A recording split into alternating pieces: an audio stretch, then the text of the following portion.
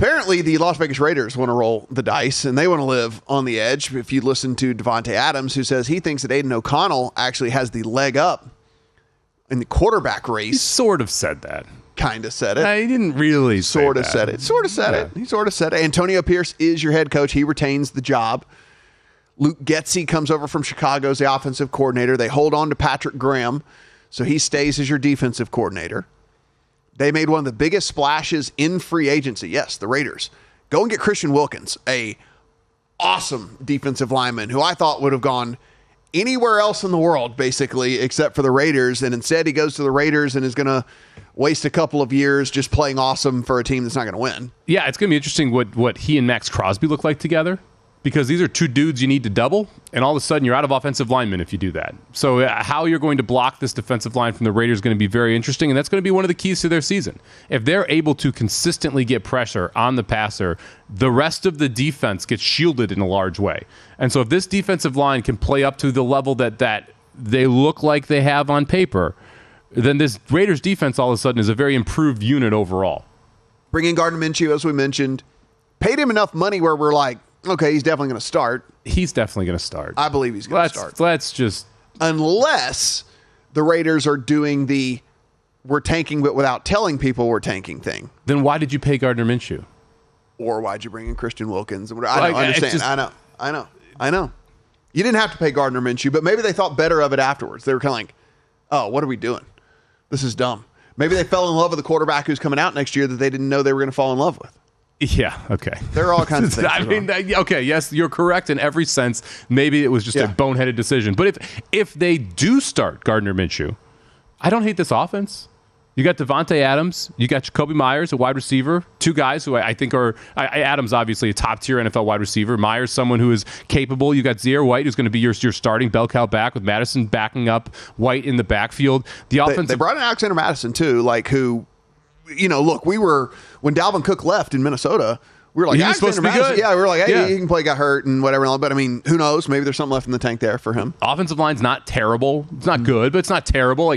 This team to me feels a lot friskier than the Chargers, who we just talked about, where you could see some, and you've got a rah-rah coach. Upside, right? Yeah, you've got a rah-rah coach who also the players loved and played very hard for down the stretch with a worse roster than what we're looking at now. It seems like there's at least upside, where I don't feel like there's much upside for every other team in this division, honestly. But they brought in Michael Gallup again, another guy who knows if there's anything left in the tank, but a guy he can at least catch passes. We'll see, if there's anything there. That would be at least interesting if he's proven that he's not washed, and now you're going Adams, Myers, Gallup. That's a pretty interesting trio there. And we haven't even gotten to the Brock Bowers pick either. Mm-hmm. At tight end, you got Michael Meyer in his second year, so you've got two tight ends that are younger tight ends, but both are very effective catching the football, both big-time pedigrees in college from Notre Dame and Georgia, respectively. So the weapons are there. There are ways they can move the football. Again, this is not a game I thought I would circle. Week 1 at the Los Angeles Chargers. Mm-hmm. Going to be a very interesting football game because it's a team I am higher on in the market in the Raiders and lower on the market than the Chargers. It's a road game. Yeah. But that's 80% Raiders fans in that stadium. Yeah. I think that is going to be one of those key Week 1 games where Mike is going to have future bets and then also bet the game. Because I'm going to lose one of my Survivor entries. Yeah, that seems like how I might lose one of my Survivor entries as we get going. But right now, +3 Raiders, right? If I told you Minshew was starting. Oh, yeah, for sure. You're taking the field goal. Yeah, all day long. I mean, they bring in an offensive guard with their second-round pick who's likely going to start for them, Jackson Powers Johnson. So you get Bowers with that first pick who's now adding a very dynamic weapon to the offense. You bring in an offensive lineman who's going to start for you, was very productive in college. If you look at their losses, you're not really, Garoppolo's gone. He was suspended anyway, wasn't going to play. Whatever. You lose Hunter Renfrow, who hadn't contributed in a couple of years. Josh Jacobs, running back. Okay. Nah. Does Josh Jacobs matter? Maybe. Nah. But, again, Bilal Nichols, decent. Jerry Tillery, decent, but nothing that you're, crying about. So the team didn't really get that much worse in the offseason. If anything, got better with the draft picks and then also bringing in Wilkins. You cannot argue that Christian Wilkins is a difference maker. So Unlike some of these other teams where we go, they got worse in the offseason, or at least stayed neutral, you have to think that the Raiders got better.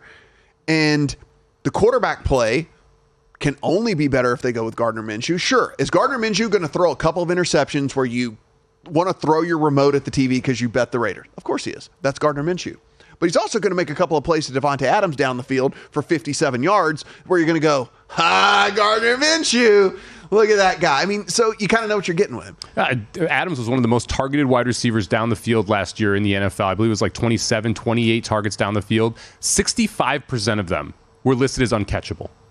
65 of the throws to him were uncatchable. It's one of the reasons why he had the lowest completion percentages of passes over 20 yards. Well, you can't do anything when you can't catch the football. Gardner Minshew immediately changes that because he does throw a very good deep ball. If Minshew starts, this team is frisky. They have the offense to be able to put up points. They've got difference makers on the defensive line, which means that if you can rush the quarterback, you can make the rest of your defense look a whole lot better. This is one of those teams. I'm in on the over, played the over 6.5. I talked about the division bets. I played KC first place, Raiders second place as a division exacta bet. This is one of those teams where I just, there's upside. There's upside up and down. And again, if you don't like the Chargers, all of a sudden the schedule's not that tough either because your Chargers twice, you got Broncos twice, you've got the NFC South, so you've got the Bucs, you've got the Saints, you've got the Panthers. This is another schedule that's gettable from a Raiders perspective. The Aiden O'Connell thing really and truly would be the only thing that would really get me off of this team, because then it sends a message to me of what you're trying to do here. Because yes, we understand the ceiling of Gardner Minshew. We know where it is. He's not going to go above that. We have enough of a sample size now to know what he's all about. But his floor, and there's no denying this because we saw Aiden O'Connell play last year, his floor is exponentially higher than Aiden O'Connell. It just is. His floor makes you a better team if he is out on the field than it does with Aiden O'Connell. Now, if you want to argue to me, Mike, that maybe there's a ceiling for Aiden O'Connell, we don't know because we don't have enough sample size to see, I'll at least listen to you on all of that. But that's one of those deals where you make that move later on in the season because Gardner Minshew has failed you. I don't think that's how you start, Yeah, well, especially Antonio Pierce proved he wants to win football games. He's going to put the best players on the field to win those football games, and that's going to be Gardner Minshew after you see him in training camp, unless Aiden O'Connell took some step forward. I guess you could make an argument if Aiden O'Connell wins the job, it's a positive because it means he's playing better than Gardner Minshew, but the ceiling is probably higher for Aiden O'Connell. Because we don't know what the ceiling is. We know what Gardner Minshew's ceiling is. The floor is significantly lower with Aiden O'Connell, as you said, than Gardner Minshew. This is one of those teams where I feel like people are like, oh, it's the Raiders. Yeah. I'm not worried about the Raiders. And I agree they're not going to be a team that you have to worry about to win the Super Bowl, but 6.5 is a awfully low win total to me for a team that has as much talent as they do, and a team that made moves that, again, in the offseason makes it feel like they want to win games now. Yeah, and the reason that you are bearish on this team, and it is a fair argument, is because you hate the quarterback position. You hate O'Connell, and you think that Minshew is replacement level at best, right? And I will listen to you then if that's your argument. But the quarterbacking play they got last year was worse than replacement level. Yes, absolutely. I think it can only be. It can't be worse. No, it was already a little on the bottom 5 units that is out there.